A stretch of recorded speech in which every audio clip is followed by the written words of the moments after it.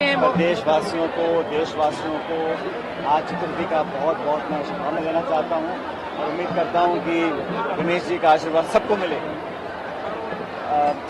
जो बिल प्रस्तुत किया गया है उसमें बहुत पुरानी मांग देश के लोगों की थी, कांग्रेस पार्टी की थी, हम सब लोगों की थी। उसमें सिर्फ लिप सर्विस दी गई है। मैं मानता हूं कि ये बिल बहुत पहले आना चाहिए था और अभी भी जो जहां तक जानकारी मुझे मिली है ये लागू होगा 2029 में। अभी लागू क्यों नहीं करना चाहती सरकार, ये समझ से परे है। बिल लेकर आ गए लेकिन लागू करेंगे 6-7 साल के बाद, ये मैं समझता सही नहीं है। अगर सरकार की मंशा सही होती, सब लोगों से बात करते और तुरंत प्रभाव से सारे लोगों से बात करने के बाद तो लागू कर सकते थे। तो कहीं ना कहीं मंशा और नियत में कुछ ना कुछ मुझे फर्क दिखता है, क्योंकि इस प्रकार विशेष सत्र बुलाया और सभी दलों की सहमति है, तो इसको 6-7 सालों के बाद लागू करने का क्या तुक है, ये समझ से परे। सर, एक तो राहुल गांधी आ रहे हैं जयपुर 23 तारीख को दौरे पे, जयपुर की धरती पे कार्यकर्ताओं से मुलाकात करेंगे। ये पहले से टाइम मांगा था।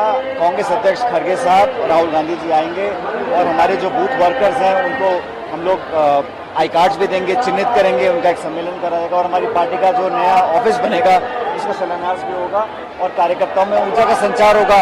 अब राहुल जी पहले बांसवाड़ा गए थे, प्रियंका जी टोंक आई थी, खड़गे साहब भीलवाड़ा आए थे और अभी राहुल जी खड़गे जी दोनों जयपुर आ रहे हैं। मैं समझता हूँ चुनाव की तैयारी पार्टी पूरी तरह कर रही है और मैं ऐसा मानता हूँ कि बहुत कोशिशों के बावजूद भी भारतीय जनता पार्टी का जो चुनावी अभियान है वो गति नहीं पकड़ पा रहा है। उसके बहुत से कारण हैं, लेकिन कांग्रेस यहाँ पर अपनी सरकार और पार्टी के दम पर जो हमारा समन्वय है उसके आधार पे हमारी सरकार दोबारा बनेगी, ऐसा मुझे पूरा विश्वास है।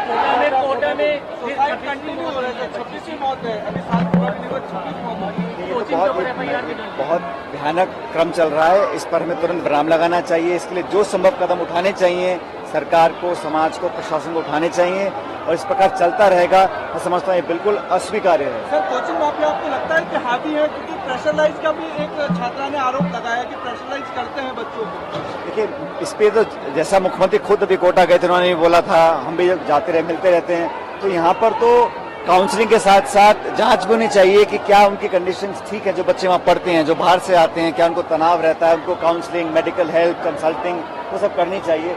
लेकिन अगर इस प्रकार चलता रहा तो ये समाज के लिए कोई अच्छा संदेश नहीं है। मैं बहुत दुख व्यक्त करता हूँ और बड़ी मुझे पीड़ा होती है जब इस प्रकार के नौजवान बच्चों की मौतें होती हैं।